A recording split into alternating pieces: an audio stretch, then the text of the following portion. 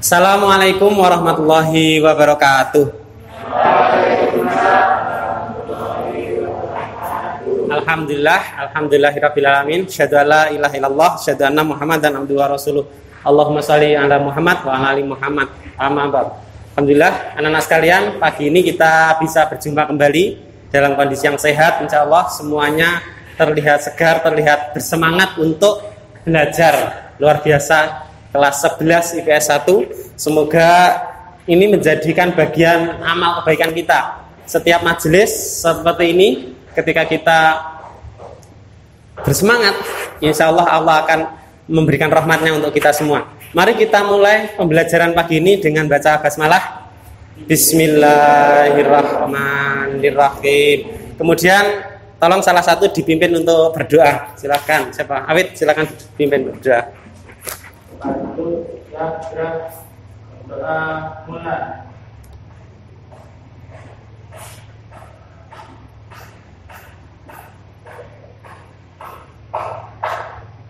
Selesai. Alhamdulillah, kita sudah mulainya dengan berdoa, dengan memohon kepada Allah Subhanahu wa taala.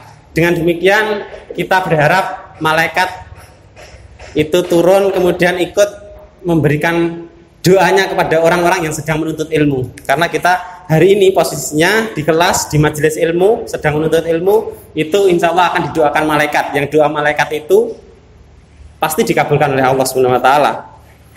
Anak sekalian, untuk pagi ini saya absen dulu. Siapa yang tidak masuk siapa? 11 IPS 1.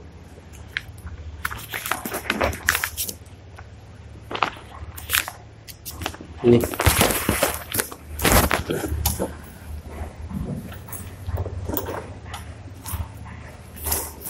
Yang tidak masuk siapa? 1, 2, 3, 4, 5, 6, 7. Alfareza nggak masuk ya? Ini Alfareza. Bicara keterangan? Ada. Ya. Alfareza. Terus? Sudah Alfareza saja? Iya, pas. Alfareza yang tidak masuk. Semoga kalau Alfareza sedang sakit diberi kesembuhan. Rumahnya mana Alfareza? Hah? Kosong. Ploso. Kelampau itu mana? Magang. Hah? Pulutan Wetan. Ada yang bertetangga? Siapa? Siapa namanya? Bella. Oh iya. Alfareza. Kalau Alfareza sakit semoga diberi kesembuhan. Kalau yang sakit hatinya ya semoga diberi kesembuhan.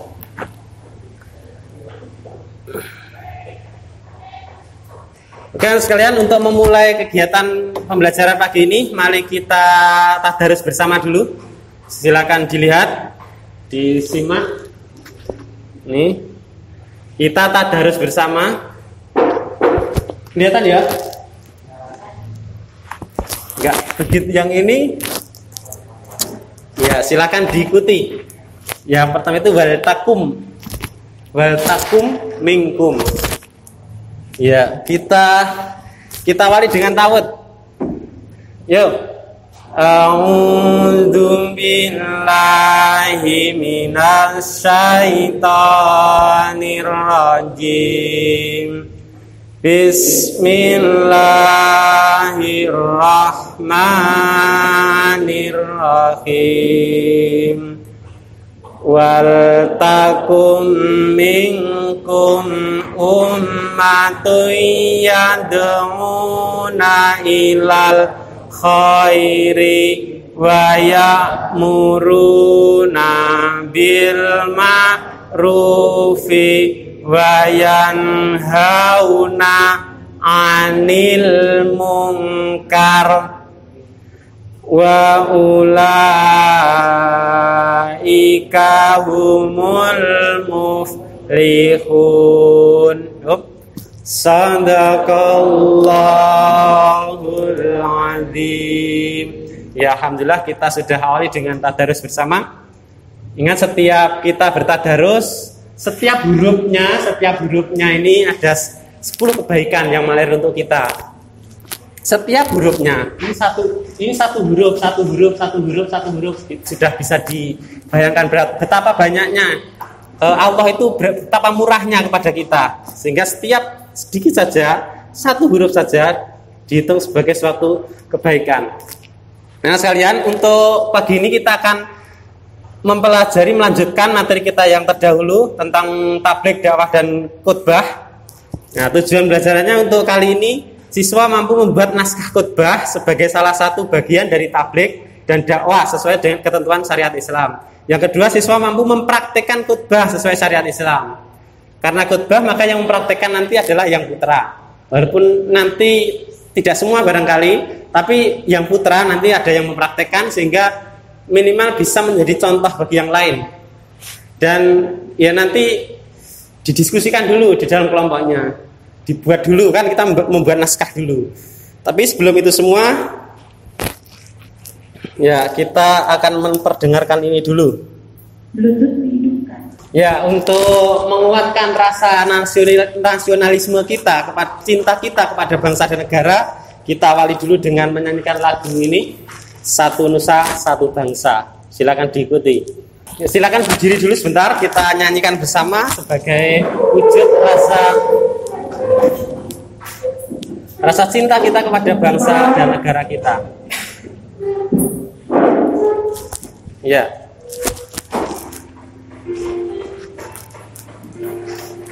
Silakan diikuti. Yuk. Satu nusa, satu bangsa, satu bahasa kita, tanah air pasti jaya, untung selama-lamanya. Indonesia pusaka, Indonesia tercinta, nusa bangsa dan bahasa kita bela bersama. Ya, terima kasih. Silakan duduk kembali. Ini sebagai wujud cinta kita, satu nusa satu bangsa, bangsa Indonesia. Ini yang harus kita sebagai anak bangsa harus kita cintai, dan kita harus memberikan yang terbaik untuk bangsa dan negara kita. Salah satu wujudnya bahwa kita sebagai anak bangsa memberikan yang terbaik kepada bangsa dan negara adalah berbuat baik. Setiap kita berbuat baik itu merupakan salah satu wujud kita mencintai bangsa kita. Kalau kita berbuat kerusakan, berbuat maksiat, berbuat kemungkaran, berbuat keburukan, entah sekedar berkata-kata kotor, membuang sampah sembarangan, membuli temennya, itu kan termasuk perbuatan yang buruk kan? Membuli temennya, ngolok-olok, membuli itu ngolok-olok, ngolok temennya, merendahkan sampai temennya itu sakit hati dan sebagainya, itu kan salah satu hal yang buruk, keburukan. Dan itu ketika seperti itu berarti kita sedang berbuat keburukan yang menjadikan kita mencederai cinta kita terhadap bangsa dan negara, mencederai kecintaan kita terhadap bangsa dan negara. Kalau kita anak bangsa yang baik, maka kita berbuat yang baik. Dan salah satu wujudnya lagi ketika kita mencintai bangsa dan negara adalah kalau kita mau mengajak-ajak kepada teman kita untuk kebaikan dan melarang mereka dari keburukan. Ngajak-ajak kepada yang baik, melarang dari yang buruk. Mengajak-ajak yang baik misalnya ada mengajak sholat, mengajak berdoa, mengajak baca Quran, mengajak yang baik-baik pokoknya. Mengingatkan kalau makan agar pakai tangan kanan misalnya. Itu mengajak yang baik. Dan melarang yang buruk. Ketika ada temannya yang berkata-kata kotor, diingatkan.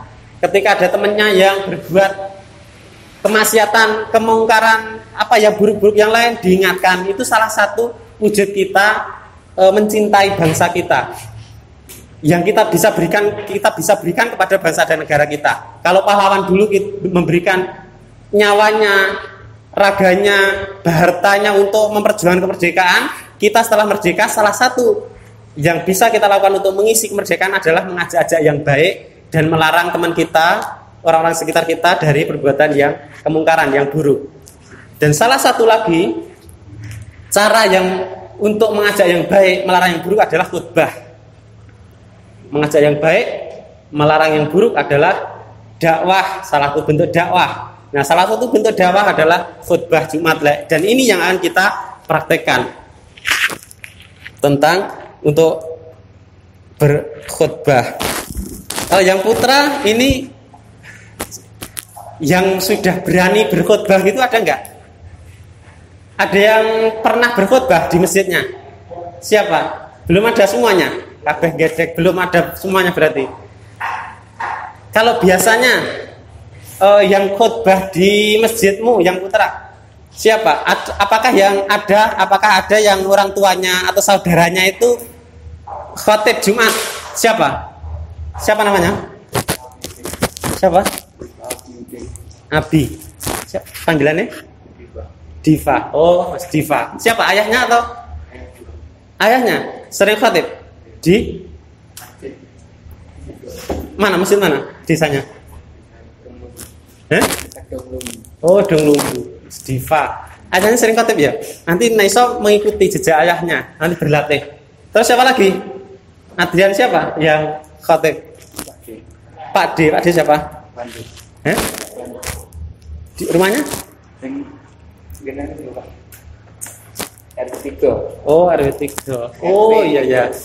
Pak Pandu sering khutbah juga ya. Nanti bisa kamu sebagai keluarganya, sebagai apalagi Diva tadi ayahnya sering khotib, Diva harusnya juga sudah mulai berlatih. Jadi misalnya ayahnya berhalangan, Diva yang menggantikan. Atau yang lain juga sebenarnya bisa saja. Ini semuanya sudah balik, beragama Islam balik itu sudah bisa melaksanakan khutbah, menjadi khotib. Oke, nanti kita akan pelajari. Untuk selanjutnya kita sebelum kalian nanti berdiskusi bagaimana tentang khutbah itu, mari kita saksikan dulu video yang berikut ini.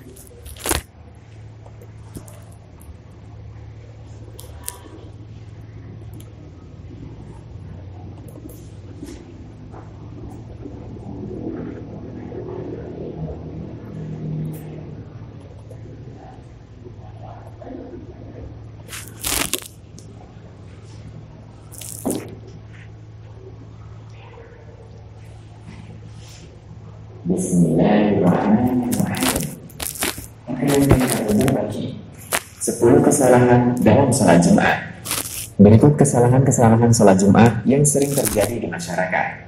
1. Berbicara saat khutbah Jumat. Diwajibkan bagi kita untuk mendengarkan khutbah Jumat dengan penuh hikmat. Tidak diperbolehkan bagi kita untuk bicara saat khutbah sedang berlangsung, bahkan sekedar berkata diam pada seseorang. Rasulullah Shallallahu Alaihi Wasallam bersabda, "Man takallama yawmal jumu'ati wal imam maktub, fahuwa kanatamil himar yahmilu asfara, walladhi yaqulu lahu ansit, laisa lahu jumu'ah." Yang artinya, siapa yang berbicara di hari Jumat ketika imam sedang khutbah, maka dia seperti keledai yang menggendong barang bawaan. Sementara orang yang menyatakan diam, maka tidak ada Jumatan baginya. Hadis riwayat Ahmad dan dinilai dhaif Syu'aib al-Arnaud. 2. Tidak menyimak khutbah Jumat. Saat khatib sedang berkhutbah, seorang makmum tidak boleh menyibukkan diri dari hal-hal yang bisa mengganggu konsentrasinya dari mendengarkan khutbah. Misalnya, sibuk bermain handphone atau membaca buletin Jumat ketika khutbah sedang berlangsung.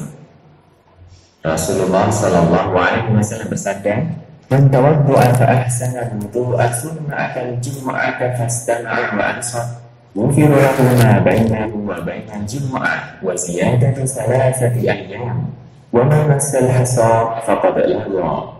Yang artinya, barang siapa yang berwudu lalu memperbagus wudunya, kemudian dia mendatangi sholat Jumat, dia mendengarkan khutbah dan diam, maka akan diampuni dosa-dosanya antara Jumat ini dengan Jumat yang akan datang ditambah 3 hari. Dan barang siapa yang bermain kerikil, sungguh ia telah berbuat sia-sia. Hadis riwayat Muslim. 3. Jual beli ketika sholat Jumat. Mayoritas ulama berpendapat jual beli sejak adzan Jumat mulai berkumandang adalah haram.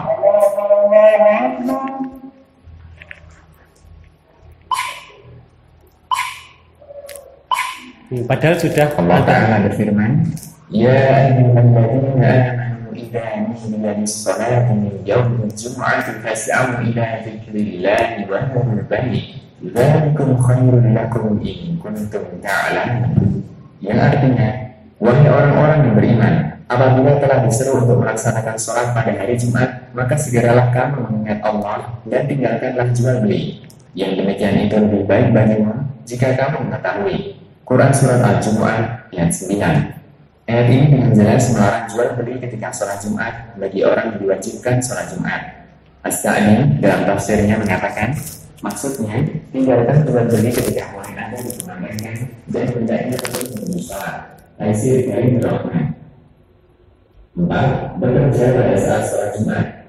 Seringkali pekerjaan kita belum selesai ketika adzan Jumat berkumandang. Namun, tidak ada alasan bagi kita untuk tidak bergegas menghadiri sholat Jumat. Allah Ta'ala berfirman, Ya ayyuhalladzina amanu idza nudiya lis-salati min yaumil jum'ati fas'au ila dzikrillahi wa dharul bai' dzalikum khairul lakum in kuntum ta'lamun. Yang artinya, wahai orang-orang yang beriman, apabila telah disuruh untuk melaksanakan sholat pada hari Jumat, maka segeralah kamu mengingat Allah dan tinggalkan jual beli. Yang demikian itu lebih baik bagimu jika kamu mengetahui. Quran Surat Al-Jumu'ah ayat 9. 5. Terdapat datang ketika sholat Jumat. Sebagian orang masih melakukan aktivitas ketika adzan Jumat mulai berkumandang. Nah, bisa kita lihat ketika datang hari amal. Disebutkan dalam hadis dari Abu Hurairah radhiyallahu anhu, Rasulullah sallallahu alaihi wasallam bersabda, "Idza kana yaumul jumu'ah, kana 'ala kulli babin min abwabil masjidil malaikah yaktubuna al-awwal fal-awwal. Fa idza jalasa al-imam, tawaru as-suhuf wa ja'u yastami'una al-dhikr." Yang artinya, apabila hari Jumat tiba, maka akan ada para malaikat di setiap pintu-pintu masjid. Mereka akan mencatat setiap orang yang datang dari yang pertama, lalu berikutnya, dan berikutnya. Ada yang mencatat ya, yang masuk setiap kita. Para malaikat pun menutup catatan-catatannya, lalu mereka ikut mendengarkan khutbah. Ketika khotib naik, si malaikat turun. Jadi kalau kamu datang khotib, berarti malaikat itu nyatet. Semakin awal, semakin bagus. Walaupun tetap tertata. Oke, mengikut sholat Jumat. Datang setelah imam naik mimbar. Karena kita tidak mendapatkan catatan khusus dari malaikat. Nih. 6. Melangkahi pundak jamaah yang duduk berdampingan. Ketika seseorang terlambat datang Jumatan, dia melihat ada satu tempat di depan yang kosong. Dia langkahi pundak-pundak jamaah lainnya untuk berjalan maju mendapatkan satu tempat yang kosong itu. Tindakan semacam ini sangat dilarang oleh Nabi Shallallahu Alaihi Wasallam. Bahkan beliau menyebutnya sebagai perbuatan yang mengganggu. Abdullah bin Busr radhiyallahu anhu bercerita, ada seseorang yang melangkahi pundak-pundak jamaah ketika Jumatan, sementara Nabi Shallallahu Alaihi Wasallam sedang berkhutbah. Lalu Nabi Shallallahu Alaihi Wasallam memerintahkan orang ini, ijlis, faqad yang artinya, duduk, kamu mengganggu. Hadis riwayat Abu Dawud, Ibnu Majah, dan disahihkan Al-Albani. 7. Duduk memeluk lutut saat khutbah. Tidak sedikit jamaah sholat Jumat yang duduknya dalam keadaan memeluk lutut, bahkan saking enaknya sampai tertidur. Padahal ada larangan dalam hadis mengenai duduk seperti itu dalam khutbah Jumat. Dari Sa'ad bin Mu'adz dari bapaknya, yaitu Mu'adz bin Anas al-Juhani, ia berkata, Anna Rasulullah sallallahu alaihi wasallam nahaa 'anil khutbati yaumal jum'ah wal imam yakhutub. Yang artinya, Rasulullah sallallahu alaihi wasallam melarang dari duduk dengan memeluk lutut pada saat imam sedang berkhutbah. Hadis riwayat Tirmidzi dan Abu Daud. 8. Tidak mandi sunnah Jumat. Mandi pada hari Jumat hukumnya wajib bagi setiap muslim yang balik berdasarkan hadis Abu Sa'id Al-Khudri. Rasulullah Shallallahu Alaihi Wasallam bersabda, yang artinya mandi pada hari Jumat adalah wajib bagi setiap orang yang balik. Hadis riwayat Bukhari dan Muslim. Mandi Jumat ini diwajibkan bagi setiap muslim pria yang telah balik, tetapi tidak wajib bagi anak-anak, wanita, orang sakit, dan musafir. Sedangkan waktunya adalah sebelum berangkat sholat Jumat. Rasulullah Shallallahu Alaihi Wasallam bersabda, yang artinya, barang siapa mandi pada hari Jumat sebagaimana mandi janabah, lalu berangkat menuju masjid, maka dia seolah berkorban dengan seekor unta. Hadis riwayat Bukhari dan Muslim. 9. Memakai pakaian seadanya dan tidak memakai parfum. Seringkali seseorang memakai pakaian seadanya ketika sholat Jumat.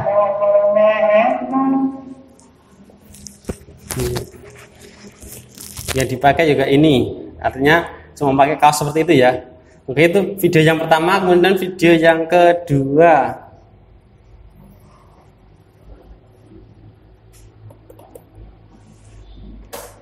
nih video yang kedua, revitalisasi khutbah Jumat. silahkan dilihat dulu.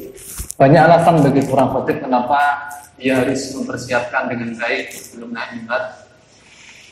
Pertama, bahwa hari Jumat dan di sholat Jumat di sana terkumpul semua kaum muslimin dengan berbagai macam level tingkat iman maupun amalnya. Kita tahu di masjid-masjid kita memang belum seluruhnya sholat wajib yang dikerjakan dengan berjamaah di masjid sama dengan ketika sholat Jumat dari sisi jumlahnya. Jadi katakan bahwasanya sholat Jumat itu adalah sholat yang paling banyak dihadiri kaum muslimin dengan berbagai macam levelnya, tentu setelah khutbah Idul Fitri maupun khutbah Idul Adha. Karenanya menjadi alasan kuat bagi seorang dai ketika dia hendak berdakwah.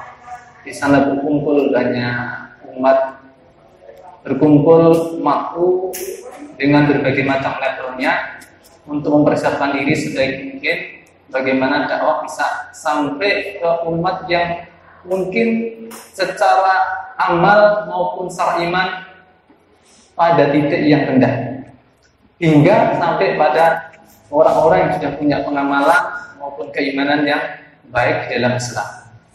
Alasan kedua, bahwa ada tantangan yang cukup berat untuk dihadapi seorang khotib. Kenapa dia mempersiapkan dengan baik ketika berkhutbah? Dikarenakan ketika khutbah Jumat kita dapati seringnya banyak di kalangan para jamaah dalam kondisi sudah lelah, tengah-tengah bekerja di siang hari, mungkin bukan dalam keadaan kenyang, sehingga banyak di antaranya yang ngantuk tidur. Sehingga seringkali untuk bisa menimbulkan greget mereka mendengarkan itu dibutuhkan kesiapan bagi seorang khotib, baik dari sisi tema yang menarik sesuai dengan kebutuhan mereka maupun dengan intonasi retorika yang membuat mereka tidak kantuk. Dari sisi yang lain pula, bahwa keperluan kita mempersiapkan diri dengan baik ketika Anda berkhutbah. Waktu untuk berkhutbah sangat singkat, mungkin 10 sampai 15 menit. Maka bagaimana 15 menit itu menjadi waktu efek untuk menyampaikan satu poin yang penting, yang nantinya targetnya ada suatu perbaikan amalnya ataupun suatu peningkatan iman. Bagaimana 15 menit itu betul-betul menjadi kalimat yang sangat diingat oleh makhluk, yang setelah mereka mendengarkannya, setelah mereka sholat Jumat, ada sesuatu yang bisa mereka kerjakan, sesuatu yang bisa menggerakkan hati mereka, sesuatu yang bisa membuka hati mereka sehingga mereka mau taat kepada Allah Subhanahu wa taala. Ini beberapa alasan kenapa kita perlu bersiap diri, baik secara roh maupun secara fisik, bahkan juga sebagai seorang khotib yang dia menjalankan amanah dalam hal sholat Jumat sebagai imam maupun sebagai khotib, hendaknya menyiapkan diri dengan apa-apa yang sudah Rasulullah sebelum dia berangkat ke masjid untuk menunaikan sholat Jumat. Ya, itu video yang kedua. Seringkali kita menjumpai kan ya, kalau yang putra pas sholat Jumat ada yang nggak tertidur gitu, pernah nggak? Tertidur terus? Kamu biasanya kalau sholat Jumat pernah menjumpai orang-orang di kanan kirimu tertidur gitu, pernah nggak? Pernah menjumpai itu nggak? Pernah. Kenapa itu? Kok mereka tertidur itu gara-gara apa kira-kira? Capek, bisa jadi capek. Nah, terus apa lagi yang membuat mereka itu kok tertidur sampai tertidur? Apa kira-kira? Kenyang, betul. Mangan sik dari rumah mangan sik, kekenyangan tidur.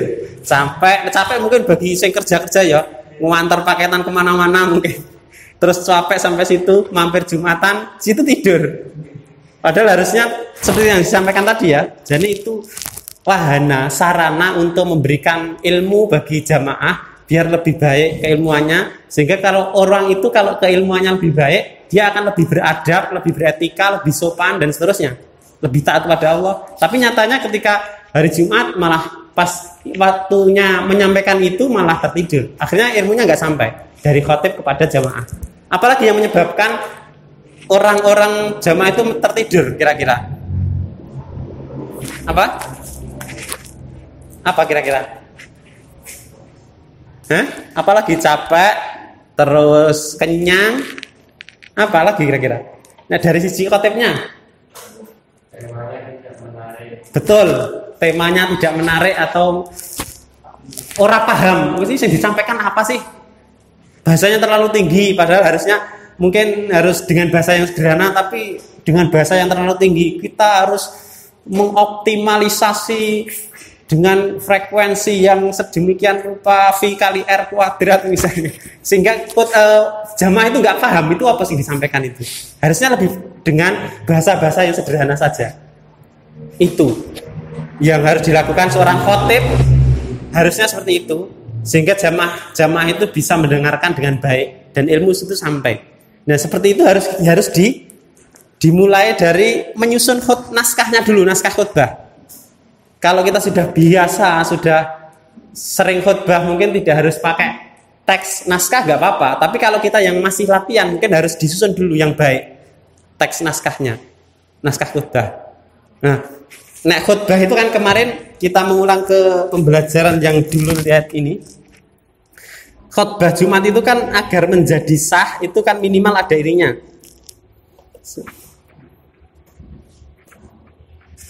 Nih. Harus ada 6 ini, hamdalah, alhamdulillah, innalhamdalillah dan sebagainya, membaca syahadat asyhadu alla ilaha illallah, asyhadu anna muhammadar rasulullah. Terus sholawat, Allahumma sholli ala Muhammad wa ala ali Muhammad.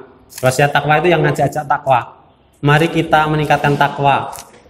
Mari kita taat pada Allah dan seterusnya. Kemudian membaca satu atau beberapa ayat Al-Qur'an. Macam-macam, boleh qul huwallahu ahad atau watawasau bil haq, watawasau bis sabr atau apapun. Salah satu ayat dari Al-Quran. Dan berdoa itu biasanya di akhir khutbah yang kedua. Kalau khutbah Jumat kan ada dua khutbah yang diselingi satu khutbah, kemudian duduk bentar, terus berdiri lagi, khutbah yang kedua itu namanya. Nah seperti itu. Ini harus disusun.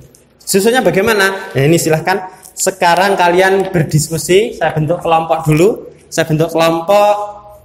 Ini jadi 4 kelompok saja. Kelompok pertama, baris pertama. Kelompok kedua, baris kedua. Kelompok 3, baris ketiga. Kelompok keempat, baris keempat. Yang belakang sendiri ikut depan. Atau ikut depannya saja, ikut depannya. Silakan, bagaimana? Silakan berkelompok dulu. Nanti silakan saya beri lembar kerja untuk mengerjakan. Silakan, di mana? Kelompok 1 di sana, kelompok 2 di sini boleh. Silakan. Ya, silakan. Ya silakan berkelompok. Ini saya bagi lembarnya.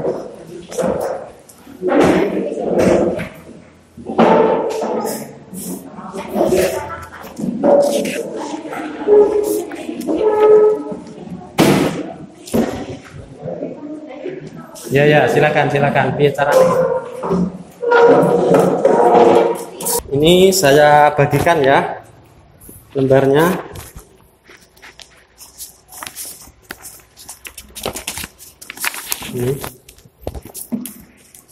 Ini dilihat-lihat dulu.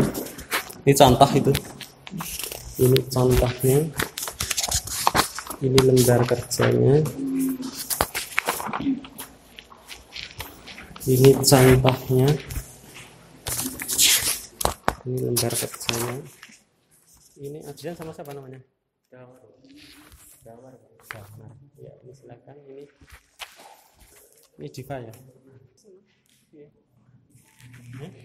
Ada mau nggak? Ini kan terus untuk saya prakteknya.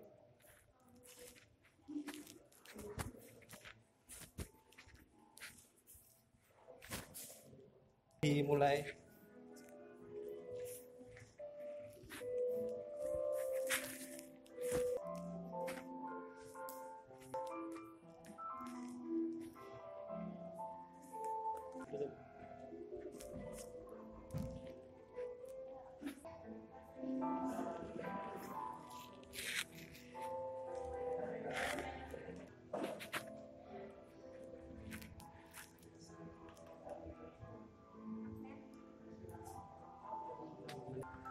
Mau taruh atasnya juga apa? Nanti kan mocone kan. Oh, dadi sing anu moco iki terus sing anu kan moco iki.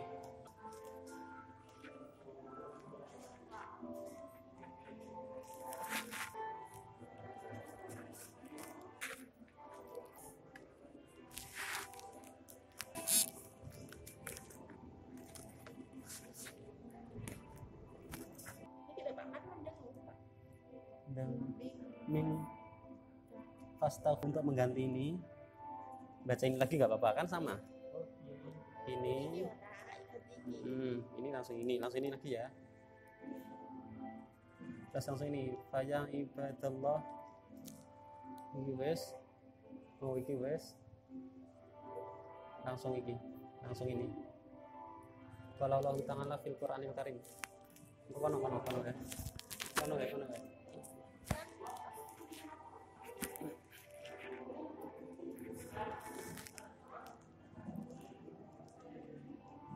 Ya ayyuhalladzina amanu taqullaha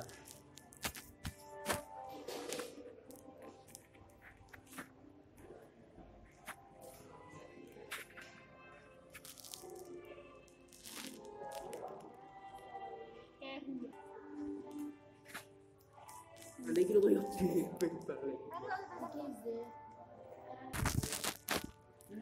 kene pakai nih dibaca dua harus dua kan harus ini dan ya kita sing kira-kira anu langsung ya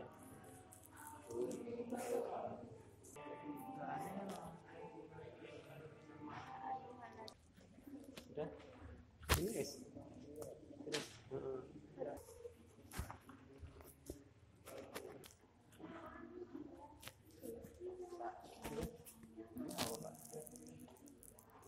muslimin balisa iri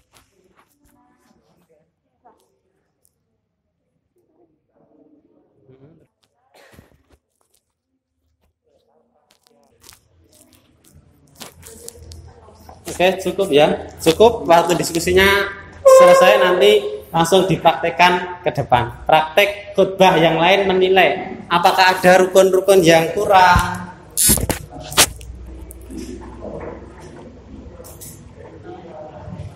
Ini seperti yang kita bahas pertemuan yang lalu, apakah ada rukun-rukun yang kurang? Silakan nanti dilihat sama yang praktek khutbah keduanya bagaimana. Nanti khutbahnya di sini ya. Di sini kan ada duduk sebentar di sini. Siap, silakan. Ya, ya, Albert. Di depan sana ya, di depan laptop itu. Ini ibaratnya ini mimbar. Silakan, ini kursinya. Ya, silakan.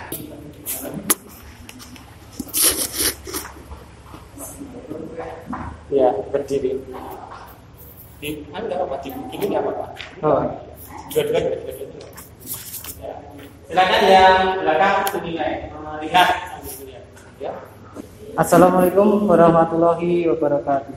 Waalaikumsalam warahmatullahi wabarakatuh.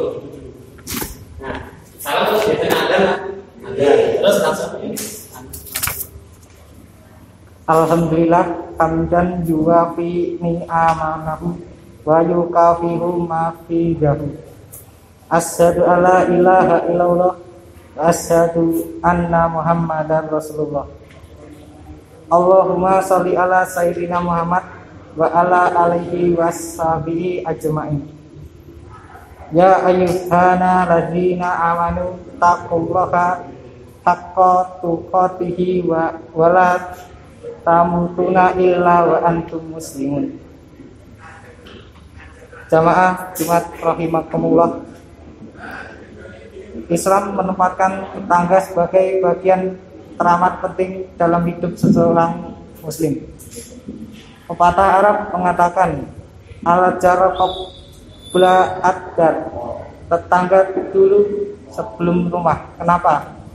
Sebab betah atau tidaknya kita di rumah seringkali dipengaruhi oleh sikap tetangga. Jika tetangganya baik, insya Allah kita akan merasakan betah. Apalagi kalau tetangga sudah kita anggap seperti saudara sendiri. Itu merupakan nikmat yang luar biasa. Sebaliknya, kalau tetangga kita kurang cocok dengan kita, maka kehidupan terasa sempit, tidak betah dan rasanya ingin segera pindah. Jamaah Jumat rahimakumullah. Hak tetangga mendapat perhatian besar dalam Islam. Jibril alaihissalam terus-menerus menasihati Rasulullah SAW tentang perkara tetangga, sampai beliau menyangka bahwa tetangga akan menjadi salah satu ahli waris beliau SAW bersabda, Jibril selalu menasihati masalah tetangga, sampai saya menduga bahwa seseorang tetangga akan mewarisi tetangganya. Hadis riwayat muttafaq alaihi. Sebaiknya kita tidak menyakiti tetangga. Ini merupakan salah satu hak terbesar dalam hidup bertetangga. Jika seseorang diharamkan menyakiti manusia lainnya, maka hal tersebut lebih terlarang jika dilakukan terhadap tetangga. Nabi SAW mewanti-wanti masalah ini dalam berbagai hadisnya. Demi Allah tidak beriman, demi Allah tidak beriman, demi Allah tidak beriman. Para sahabatnya bertanya, siapa yang Rasulullah? Beliau menjawab, orang yang tetangganya tidak merasa aman dari keburukannya. Hadis riwayat Al-Bukhari. Aqulu qouli hadza wastaghfirullahaladzim illa walakum walisaril muslimin min dzambin wastaghfirullah innahu huwal ghafurur rahim.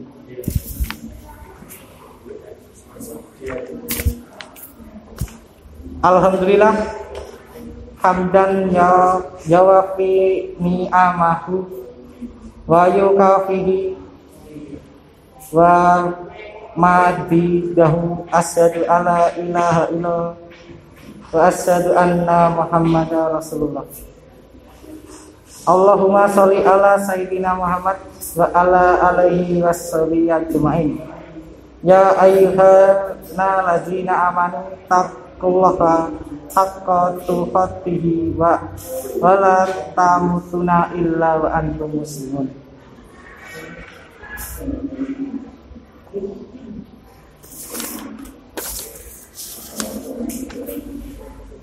Qala illahu ta'ala fil Qur'anil Karim, ya ayyuhan ladzina amanu taqullaha haqqa tuqatih wa la tamutunna illa wa antum muslimun. Allahumma ghfir mu'minina wal mu'minati wal muslimina wal muslimat aksya minhum wal amwat. Allahumma arinal haqqa haqqa warzuqna tibaa wa arinal batila batila warzuqna jatinabah. Subhana rabbika rabbil izzati amma yasifun wa assalamu wassalamu salim walhamdulillahi rabbil alamin.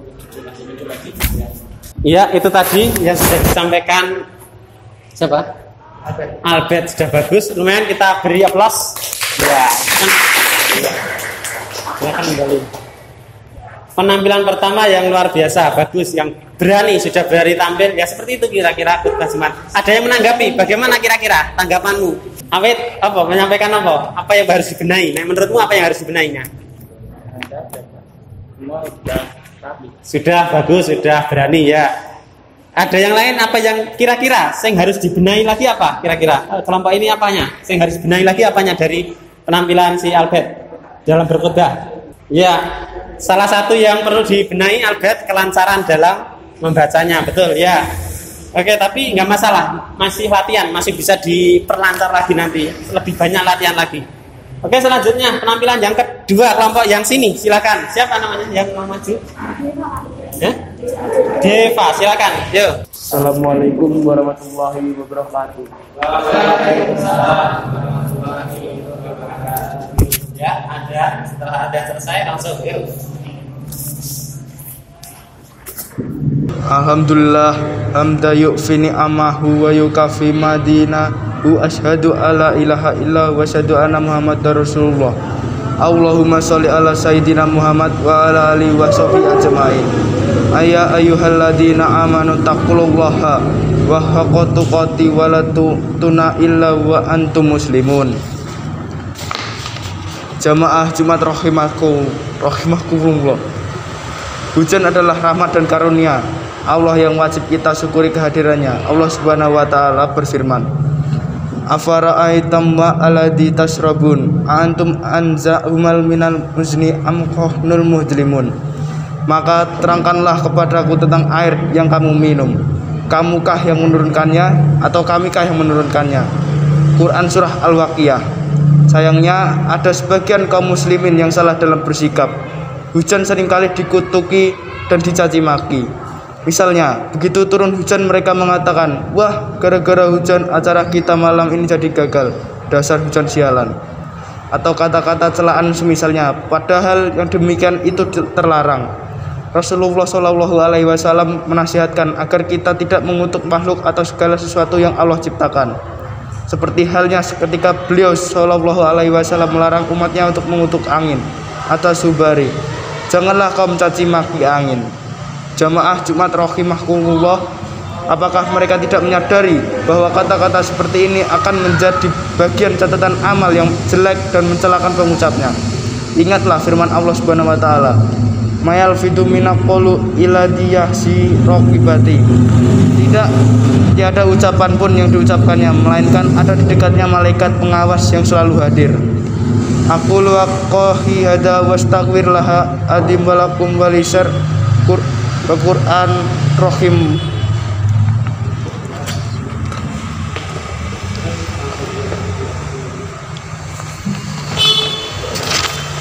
Allahumma ladzi hamda yuhsini amahu wa yukafi maduni asyhadu alla ilaha illa wa asyhadu anna muhammadar rasulullah. Allahumma sholli ala sayyidina Muhammad wa ala alihi washabihi ajmain. Ya ayyuhalladzina amanu taqullaha haqqa tuqati wa la tamutunna illa wa antum muslimun. Allahumma ighfir lil mu'minin wal mu'minat wal ahya'i minhum wal amat. Allahumma arinal haqqo haqqo warzuqna tiba'ah wa qinal batila batila warsuna jatinaba. Subhana rabbikal rabbi idzati amma yasifun wa salamun ala mursalin walhamdulillahi rabbil alamin. Ya, kita beri plus untuk penampilan kelompok yang kedua. Ya, luar biasa, sudah semakin bagus, semakin lancar, sudah bisa mengambil pelajaran dari kelompok yang pertama, ya dilancarkan lagi, lebih lancar lagi. Ada yang menanggapi kelompok yang kedua? Ya, lebih lancar kelompok yang kedua. Albert, mungkin yang kelompok pertama tadi karena yang pertama maju sehingga masih grogi, dredeg. Yang kedua lebih lancar karena lebih tenang. Oh, seperti itu. Kemudian bisa lebih tenang, lebih lancar. Ya, cukup untuk yang praktek hari ini. Sudah kita bisa mengambil pelajaran. Bagi kalian juga sudah bisa menilai bagaimana berkhutbah. Catatan penting dari saya diantaranya harus lebih lancar. Yang pertama lebih lancar dalam baca Qur'annya. Kemudian yang kedua harus ada interaksi sehingga tidak textbook terus, tidak ke naskah terus, tapi ada interaksi ke jamaah harusnya juga harus seperti itu. Ya. Oke, itu pembelajaran kita pada pagi hari ini. Coba kita simpulkan bersama-sama. Tadi dari apa yang sudah kita pelajarin tadi? Menggunakan kalimat yang jelas. Ya, saat khotbah, khotib harus menggunakan kalimat yang jelas ya. Menggunakan kalimat yang jelas. Ini seorang khotib harus menggunakan kalimat yang jelas. Aluran harus sama. Apanya? Aluran suaranya. Ya, suaranya, intonasinya itu namanya intonasi. Ya, intonasinya harus tepat, intonasi. Ya, bagus. Ya, ke jamaah, pandangan ke jamaah. Ya, itu seorang khotib harus memandang ke jamaah sekali waktu, jangan harus ke teks terus. Itu diantara kesimpulan yang kita bisa petik pagi hari ini. Kemudian bagi yang mendengarkan apa tadi? Harusnya bagaimana bagi pendengar? Mendengarkan dengan khidmat, malah tidak tidur ya. Iya. Ya, itu anak sekalian tentang khutbah Jumat. Kalian juga sudah mempraktekkan. Pertemuan yang akan datang kita akan tabliknya. Karena ini khutbah, dakwah dan tablik. Lah, tablik itu kan menyampaikan dan nanti ganti yang putri yang menyampaikan. Tablik menyampaikan. Pertemuan yang akan datang untuk kemudian penilaiannya saya nanti ambil dari LKPD yang sudah saya bagikan, yang sudah kalian kerjakan. Kalau tentang pembelajaran hari ini yang harus dibenahi apa? Apanya kira-kira? Pembelajaran secara umum. Ada usulan? Ya boleh. Apa? Diberi contoh khutbah dulu ya nggak apa-apa. Nanti diberi contoh dulu. Misalnya mau membuat ceramah kultum nanti diberi contoh dulu nggak apa-apa. Ini tadi membuat khutbah ya diberi contoh dulu. Oke. Anak sekalian silahkan kembali ke tempat duduk masing-masing.